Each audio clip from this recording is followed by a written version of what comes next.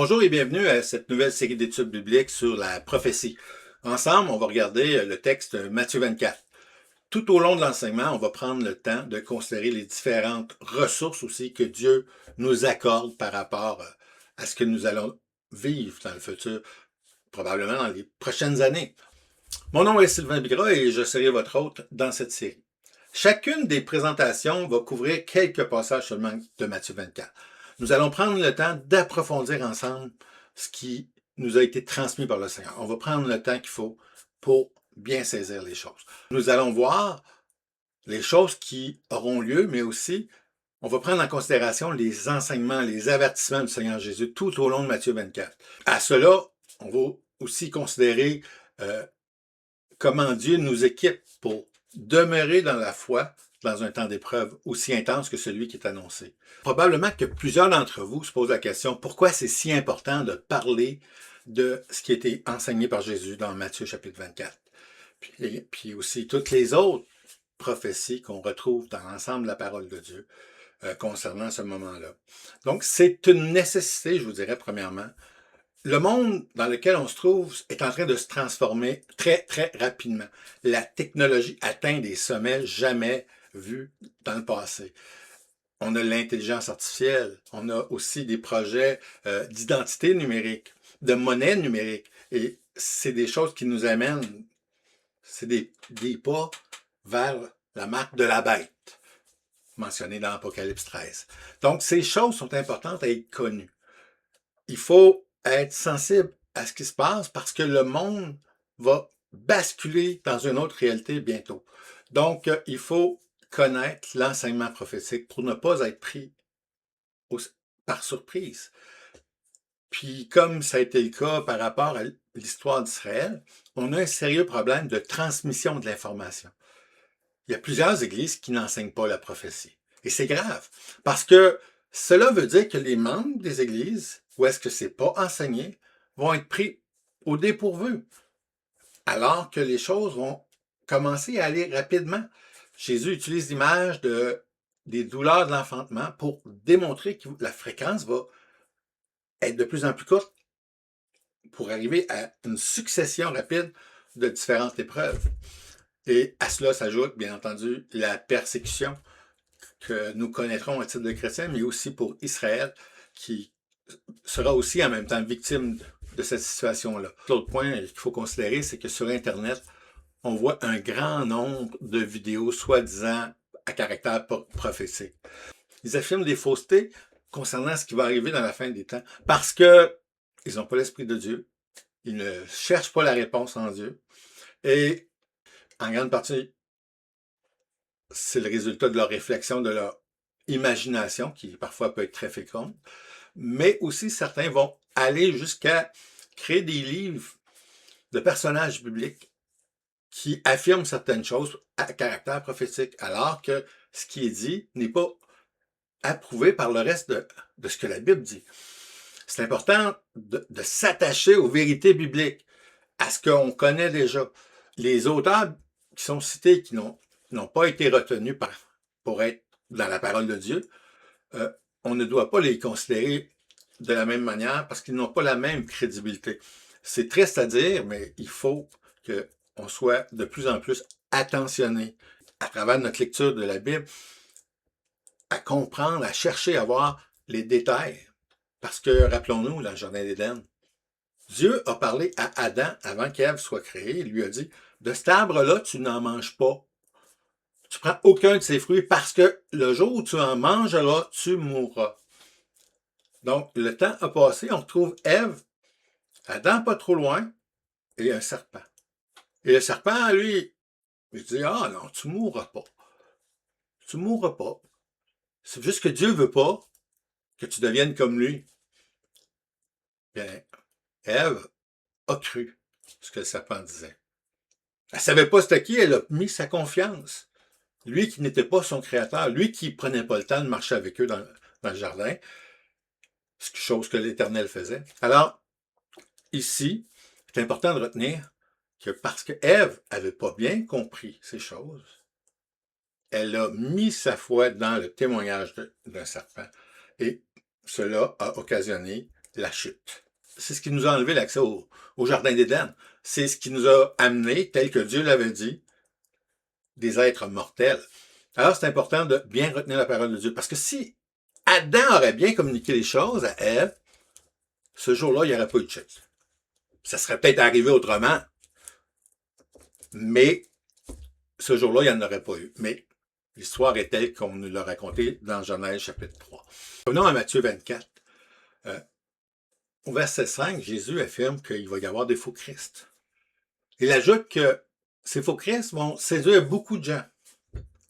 Plus loin encore, verset 11, on voit que Jésus, cette fois, ajoute qu'il va y avoir des faux prophètes qui vont s'élever et séduire beaucoup de gens encore. Donc, il y a tout un processus de séduction pour éloigner les croyants de l'espérance chrétienne ou de faire croire que le Messie est arrivé, d'amener le peuple de Dieu dans le mensonge, tout comme ça s'est passé dans le Jardin d'Éden.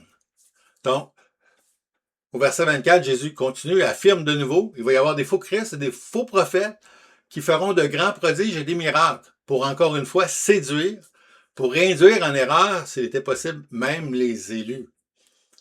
L'objectif, déformer la vérité et permettre à l'Antéchrist d'arriver et de se dire Dieu. Donc, c'est vraiment important de bien connaître les Écritures parce que, tout comme les disciples de Béry l'ont fait, allez voir dans les Écritures si ce qu'on nous dit est véritablement le cas. Acte 17, 11 nous dit que ces Juifs, les Béréens, avaient des sentiments plus nobles que ceux de Thessalonique.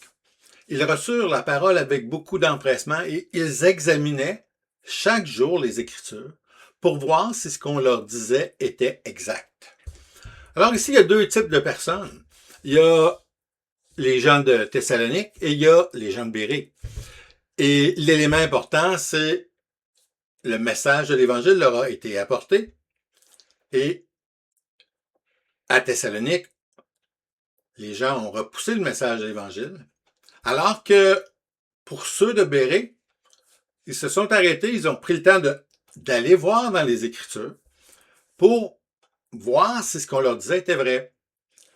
Ils ont examiné les affirmations de Paul à chaque jour pour faire sûr qu'ils ne se faisaient pas avoir. Au contraire, ce qu'ils ont constaté, c'est que ce que Paul annonçait, eh bien, c'est exactement ce que les prophéties annonçaient. C'est une leçon importante à retenir.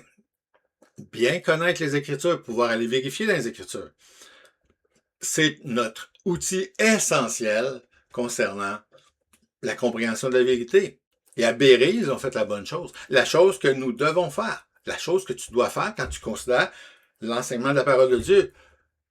Méfiez-vous de l'interprétation d'une personne qu'on ne connaît pas, qu'on ne sait pas c'est quoi sa connaissance, et dans quelle source ils ont puisé pour apprendre des choses, car l'ennemi a préparé son plan de séduction depuis longtemps et il s'est pratiqué à maintes et maintes reprises.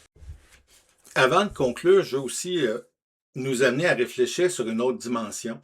On voit des choses, on entend des gens parler et puis on a des sentiments par rapport aux choses que certaines personnes disent et qui encouragent le péché.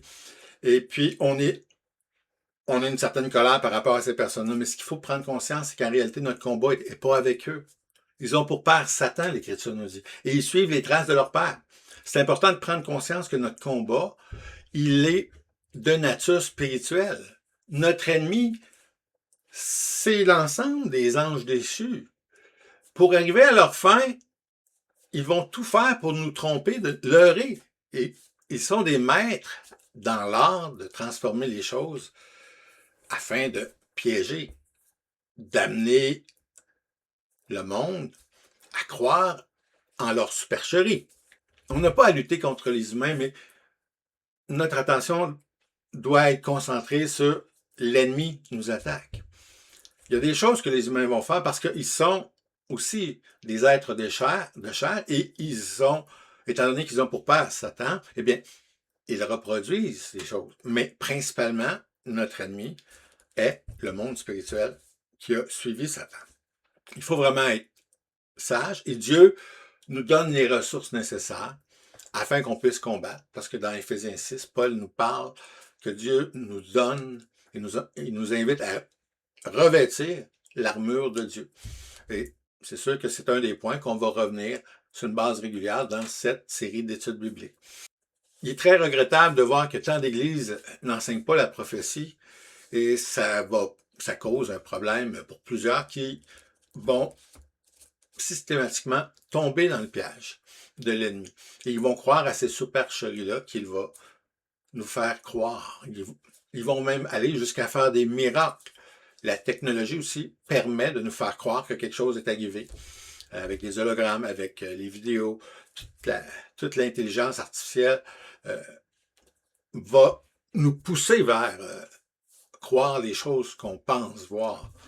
Mais c'est pas parce que l'intelligence artificielle va créer une image que nous, dans notre tête, on doit croire à ce qu'on voit. Parce qu'on sait que ce qu'on va voir aura pu être modifié, transformé. À ce niveau-là, toujours important de s'attacher à la parole de Dieu. Dans le prochain épisode, on va prendre le temps de regarder ensemble le contexte. Qu'est-ce qui est arrivé qui a poussé les apôtres à poser la fameuse question que les disciples de Jésus lui ont adressée. Alors voilà, la table est mise. Je vous invite à prendre le temps de suivre cette série d'études bibliques pour mieux saisir ce que Dieu a à nous révéler par rapport à la prophétie pour les choses à venir qui risquent d'être vraiment bientôt.